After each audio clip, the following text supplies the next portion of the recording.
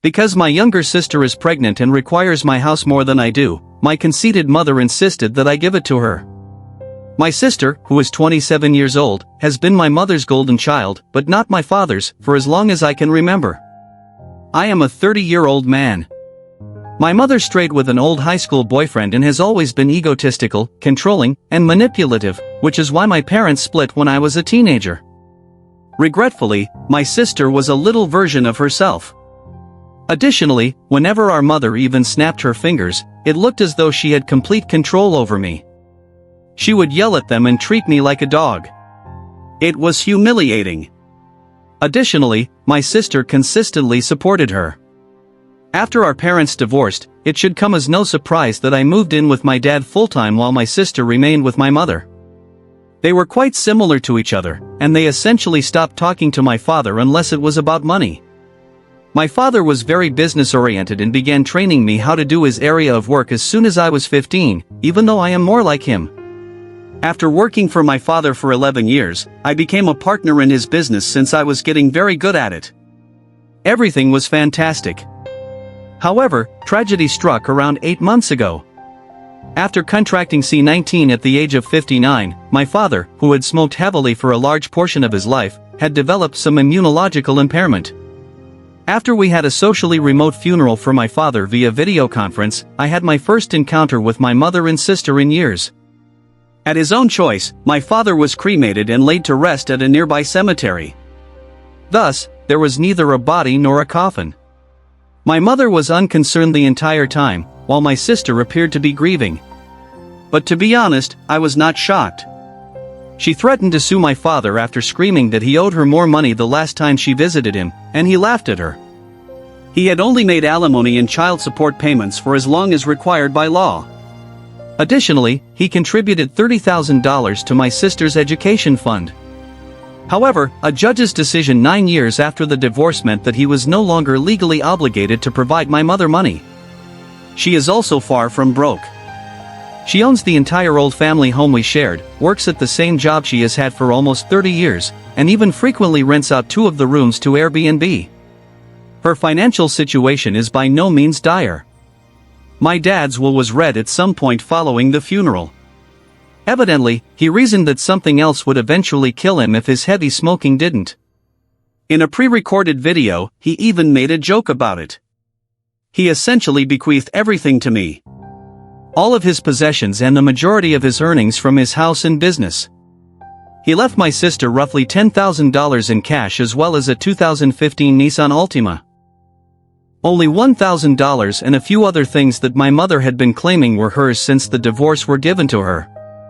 I got the rest of it after that. Additionally, I currently share the house my father left me with my fiancée. After completing 2 years of community college, my sister essentially moved in with her boyfriend and worked part-time online for a number of years. She also became pregnant during that period but experienced a painful miscarriage. Since we hardly communicated and no one else informed me, I did not find out until after the funeral. Her boyfriend's job gradually began to downsize when lockdown struck, and soon he could only work part-time. It caused financial difficulties for both her and him to the point where he was attempting to get a second job and finally told her that she needed to hunt for better work as well. Then she became pregnant. They call her a miracle baby, but she says she and her partner were cautious. When I answered the door after an unexpected knock one evening, my mother and sister gave me an unpleasant greeting. Without a single question, they both entered my living room and settled down. I asked my girlfriend why they had stopped by, and we exchanged a puzzled look. My sister seemed to be giving herself a tour of my house as she opened doors, looked everywhere, and giggled. My mother had just thrown herself onto my couch and demanded a cool bottle of water while snapping her fingers. I questioned why they were there, and my girlfriend got her some water. My sister seemed ecstatic and chose to ignore me in order to keep prying into my house. Soon after, I heard her shout from the other end of the hallway. "It is ideal, Mommy." She still calls her mother, yes. At last, my mother replied, "I think it is time you did your brotherly responsibility." Which I said, "What?" My mother went on to remark that as I was your father's only spouse, this house should have belonged to me now that he was gone, but you can still make this right. You may simply purchase a new home with your ample income. Given that she is the one expecting the child, your sister needs this one much more. However, if you are set on staying, you may just live in one room and pay all of the costs until you make the decision to leave. I read enough with my partner to understand exactly where this is headed and what would happen if I allowed it to continue. We were, I suppose, psychologically ready. I inhaled deeply and said aloud, "That is not effing happening. Especially not in my own home. You do not boss me around."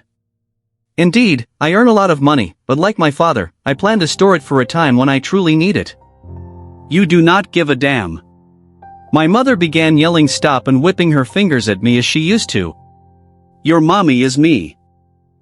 Since I am the one in power here and I brought you into the world, you will follow my instructions. Additionally, I am God in your eyes. So you say how high when I say leap. Your sister will reside in this house, which is legally mine. Think of this as your official eviction. However, out of courtesy, I will give you 2 weeks to gather your belongings and give me the deed. This cannot be real, I think to myself in the back of my mind. However, I simply reached for my cell phone and began making calls. My mom jumped up and shouted, "What are you doing?" "I am going to do what I should have done as soon as this started," I shot back. "To get you out of my house, I am phoning the police." She began to swipe at me and eventually knocked my phone out of my grasp. She tried to step on it after that, but I was able to grab it before she did. That is it. I will evict you myself if you do not go.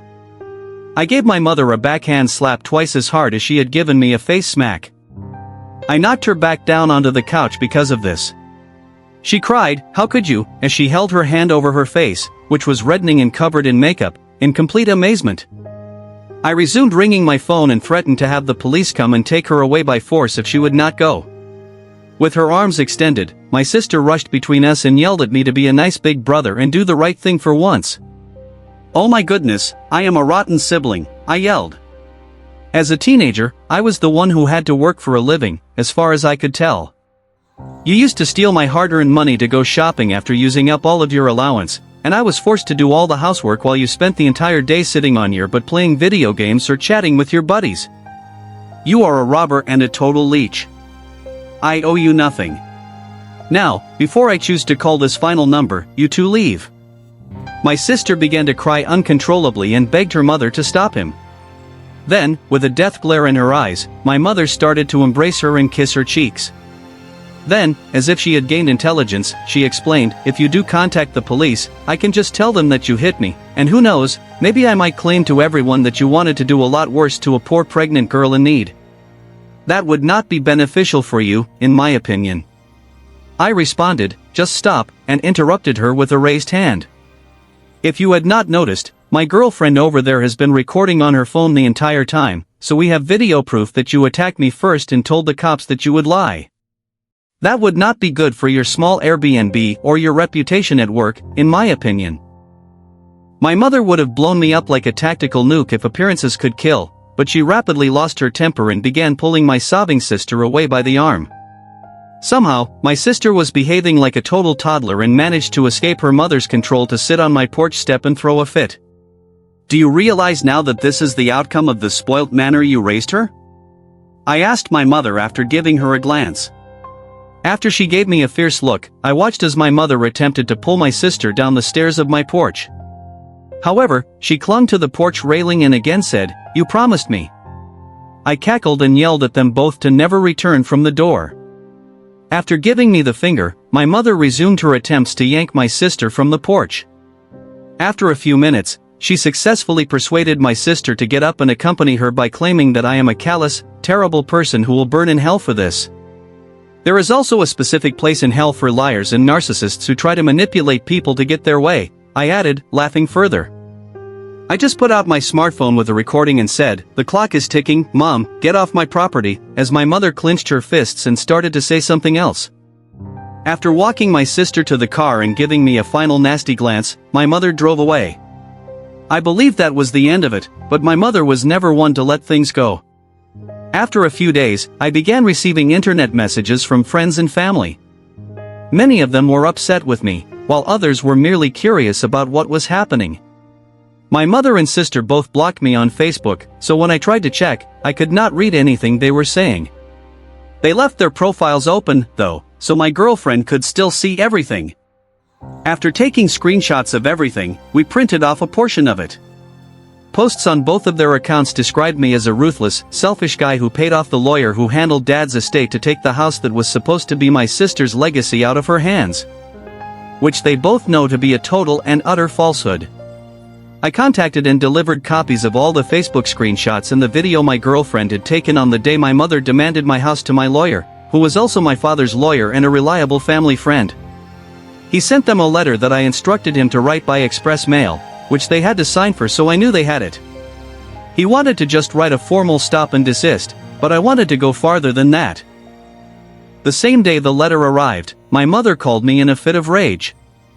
I told her that if she and my sister didn't redact all the untrue social media postings they made about me and tell the absolute truth, then I'd email all the information I have to the whole family, her boss, and upload the videos we captured of her online, and then I'd sue her on top of it. After accusing me of being irrational and claiming that she had only acted in my sister's best interests, she launched into a lengthy lecture in which she reiterated her conviction that my sister still needed my house more than I did. I bluntly remarked that I didn't care what she thought and that if she didn't redact everything and reveal the truth, then I'd make sure her career would be finished. Before hanging up, she grudgingly replied, "Fine, you win, have a year away, and keep the silly house." All of the deceptive posts vanished from their profiles that same evening.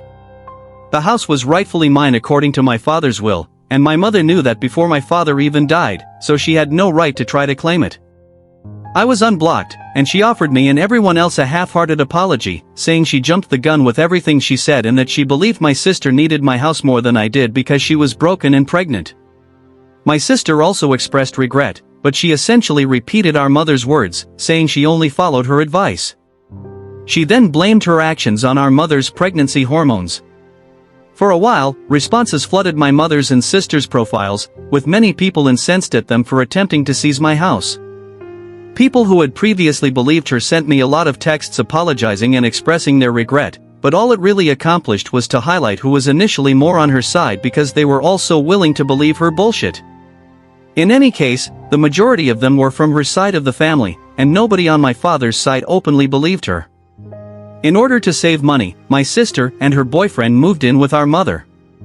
However, she moved them into the basement to maintain her Airbnb business, and my sister began to complain on social media that she could not live upstairs. I am fairly certain that the two of them are fighting because my sister only complained online after that, and my mother hardly posted anything at all because of the previous stunt she tried. This is just the first portion, if you have read this far. If you have not already, make sure you have your YouTube subscription switched on with notifications enabled so you do not miss part 2, which becomes much more intense and chaotic. You may also give it a thumbs up as a backup. When the mother and sister arrived at the Opie's house, the brother was the first strange thing that caught my attention and was too obvious to ignore.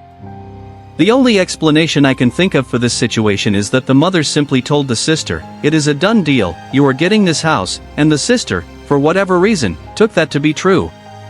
Therefore, either the sister is so naive to believe that the mother has the authority to take the house away from the owner and give it to her, regardless of who owns it, or the mother simply made up an excuse to justify why the house was rightfully hers.